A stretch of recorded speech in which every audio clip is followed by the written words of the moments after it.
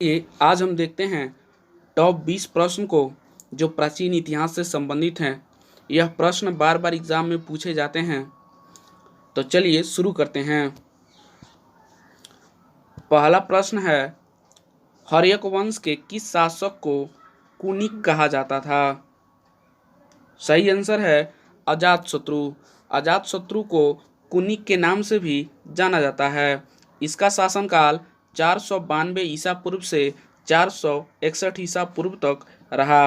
अजातशत्रु ने अपने पिता बिंबिसार की हत्या कर गद्दी पर बैठा था।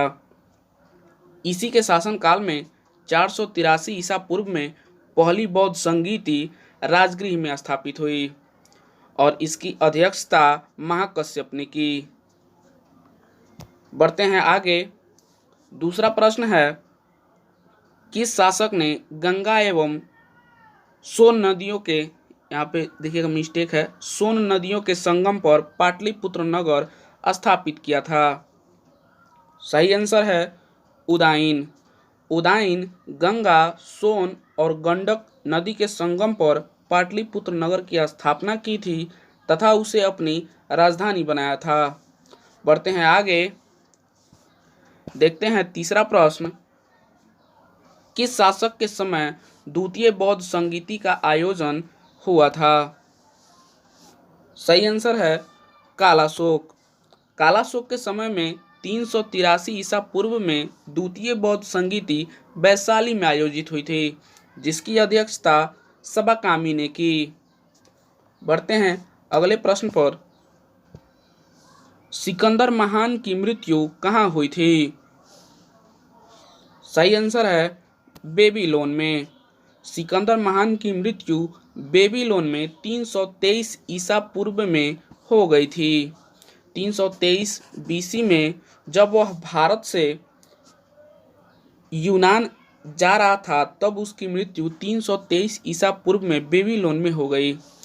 वह 326 ईसा पूर्व में भारत पर आक्रमण किया था और भारत के पश्चिमोत्तर भाग को वह जीत लिया था, जिनमें तक्षशिला शामिल था और पंजाब के शासक जो पोरस थे उनसे भी इसकी युद्ध हुई थी और पंजाब के शासक पोरस इससे युद्ध में हार चुके थे।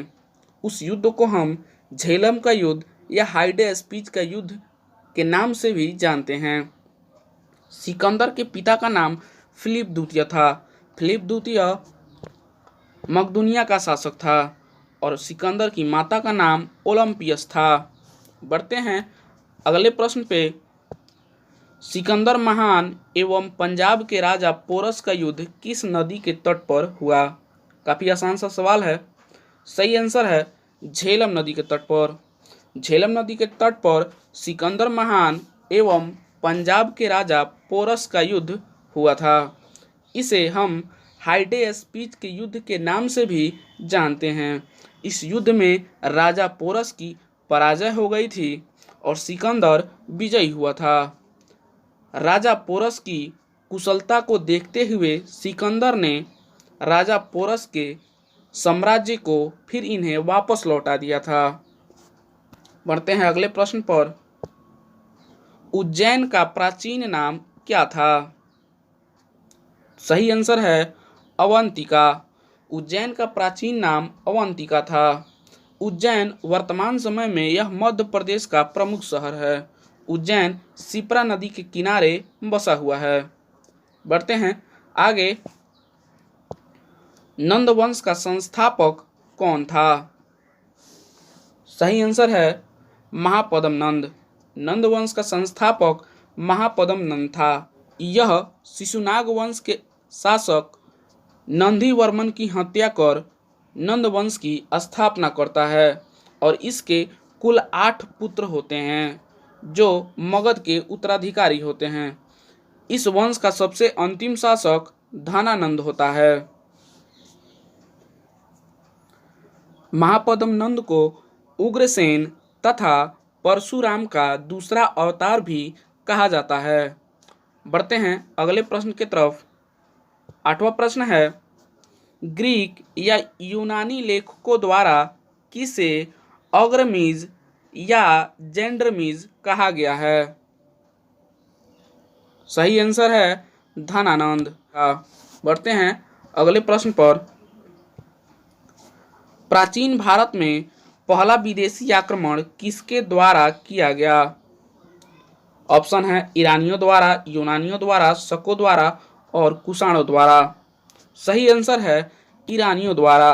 भारत पर पहला विदेशी आक्रमण ईरानियों द्वारा किया गया और ईरान के हखमनी वंश के द्वारा। ईरान के हखमनी वंश ने भारत पर पहला विदेशी आक्रमण किया। हखमनी वंश का संस्थापक साइरस द्वितीय था। साइरस द्वितीय ने भारत पर पहला आक्रमण किया जो असफल रहा। बढ़ते हैं आगे। 10वां प्रश्न है, ईरान के हखमनी वंश के किस शासक ने भारतीय भूभाग को जीतने के बाद उसे अपने साम्राज्य का 20वां प्रांत बनाया? सही आंसर है डेरियस प्रथम। डेरियस प्रथम ने भारतीय भूभाग को जीतकर अपने साम्राज्य का 20वां प्रांत बनाया था। डेरियस प्रथम हखमनी वंश का ही शासक था। हखमनी वंश का संस्थापक साइरस द्वितीय था जो भारत पर सबसे पहले आक्रमण किया, लेकिन वह आक्रमण असफल रहा। इसका उत्तराधिकारी साइरस द्वितीय का उत्तराधिकारी कैम्बिसीज द्वितीय हुआ। यह भी भारत पर सफल आक्रमण नहीं कर पाया। यह केवल गृह युद्ध में ही फंसकर रह गया था। कैम्बिसीज द्वितीय का उत्तराधिकारी डेरियस प्रथम हुआ। डेरियस प्रथम भारत पर आक्रमण करने वाला प्रथम सफल विदेशी आक्रमणकारी था। इसने भारत के पश्चिमोत्तर सीमा प्रांत की कंबोज एवं तक्षशिला को जीत लिया था और उसे अपने साम्राज्य का 20वां प्रांत घोषित कर दिया। भारत के पश्चिमोत्तर सीमा प्रांत से उसे 360 टैलेंट की स्वर्ण मुद्रा की प्राप्ति होती थी, जो डेरियस प्रथम के कुल साम्राज्य से प्राप्त होने वाले स्वर्ण मुद्रा का 1/3 हिस्सा था, जो केवल भारत के पश्चिमोत्तर सीमा से प्राप्त होता था। बढ़ते हैं आगे। मगध की प्रथम राजधानी कौन थी? सही आंसर है गिरिब्रज। गिरिब्रज या राजगृह मगध की प्रथम राजधानी थी। महाभारत और पुराणों से पता चलता है कि मगध पर शासन करने वाले पहले राजवंश बृहद्रथ वंश है, जिसके संस्थापक बृहद्रथ थे और बृहद्रथ का पुत्र जरासंध उसका उत्तराधिकारी हुआ। इसकी चर्चा हम महाभारत में भी देखते हैं कि जरासंध का युद्ध भीम के साथ हुआ था, जिसमें जरासंध पराजित हुआ था और उसके बाद मगध पर अगला शासक हर्यक वंश का शासन रहा। यह सभी मैंने डीपली बता दिया हुआ है। यदि आपने इस वीडियो को नहीं देखा है तो मेरे वीडियो के प्लेलिस्ट में जाके आप यह सभी वीडियो को देख सकते हैं। बढ़ते हैं आगे। निम्नलिखित में से मगध का कौन सा राजा सिकंदर महान के समकालीन था? सही आंसर है धनानंद। धनानंद सिकंदर महान के समकालीन था। जब सिकंदर 326 बीसी में भारत पर आक्रमण करता है, उस समय उत्तर भारत के मगध महाजनपद का शासक धनानंद रहता है। धनानंद नंद वंश का अंतिम शासक था। बढ़ते हैं अगले प्रश्न पर। अभिलेखीय साक्ष्य से, यहाँ पे देखिएगा मिस्टेक है, यहाँ पे साक्ष्य होगा। अभिलेखीय साक्ष्य से प्रकट होता है कि नंद वंश के राजा के आदेश से एक नहर खोदी गई थी। किस जगह पे वह नहर खोदी गई थी? तो सही आंसर है कलिंग।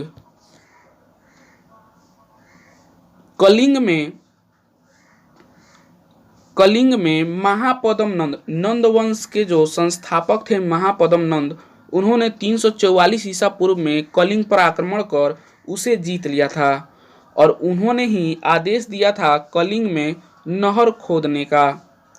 ठीक है, तो कलिंग में महापद्म नंद ने आदेश दिया नहर खोदने का और महापद्म नंद 344 ईसा पूर्व में जब कलिंग पर आक्रमण करते हैं तब वहां से वह जिनसेन की मूर्ति को लेकर मगध चले आते हैं। जो नहर खुदाई का साक्ष्य है, यह साक्ष्य हाथी गुफा अभिलेख से मिलता है। हाथी गुफा अभिलेख का निर्माण कलिंग शासक खारवेल ने करवाया था। पढ़ते हैं अगले प्रश्न पर। 14वां प्रश्न है, बिंबिसार ने अपने राजवैद्य जीवक को किस राज्य के राजा की चिकित्सा के लिए भेजा था? तो बिंबिसार ने अपने राजवैद्य जीवक को अवंती के राजा प्रघोत की सेवा में भेजा था। बिंबिसार ने अपने राजवैद्य जीवक को गौतम बुद्ध की सेवा में भी भेजा था। बढ़ते हैं आगे 15 नंबर प्रश्न पे। काशी और लिच्छवी का विलय मगध साम्राज्य में किसने किया? काशी और लिच्छवी का विलय मगध साम्राज्य में अजातशत्रु ने किया। अजातशत्रु अपने पिता बिंबिसार की हत्या कर 492 ईसा पूर्व में गद्दी पर बैठा था और अजातशत्रु अंग, लिच्छवी, वज्जी, कौशल तथा काशी को जीतकर अपने साम्राज्य में मिला लिया था। अजातशत्रु का शासनकाल 492 बीसी से 461 बीसी तक रहा। यह अपने पिता बिंबिसार की हत्या कर राजगद्दी पर बैठा था। पढ़ते हैं आगे। सिकंदर के आक्रमण के समय मगध पर किस राजवंश का शासन था? तो सही आंसर है नंदवंश। सिकंदर के आक्रमण के समय में मगध पर नंदवंश का शासन था। उस समय नंदवंश के अंतिम शासक धनानंद मगध पर शासन कर रहे थे। सिकंदर का आक्रमण भारत पर 326 बीसी में हुआ था। पढ़ते हैं आगे। चाणक्य का अन्य नाम क्या है? तो सही आंसर है विष्णुगुप्त। चाणक्य का अन्य नाम विष्णुगुप्त तथा कौटिल्य है। चाणक्य चंद्रगुप्त मौर्य के प्रधानमंत्री थे। चाणक्य ने अर्थशास्त्र नामक पुस्तक को लिखा है। बढ़ते हैं आगे। 18 नंबर प्रश्न है, निम्नलिखित में से किसकी तुलना मैकियावेली के प्रिंस से की जाती है? सही आंसर है कौटिल्य का अर्थशास्त्र।